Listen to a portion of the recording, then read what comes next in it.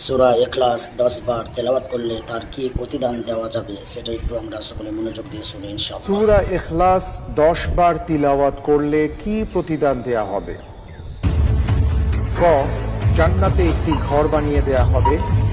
খ, বিনা হিসেবে জান্নাত দেয়া হবে। গ, বিশেষ কোনো প্রতিদান নেই। খ, জান্নাতে সুউচ্চ মর্যাদা দেয়া হবে।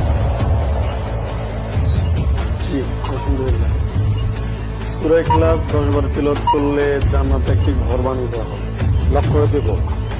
ক, ক, লক করে দেয়া হোক। ক, জান্নাতে একটি ঘর বানিয়ে দেয়া হবে।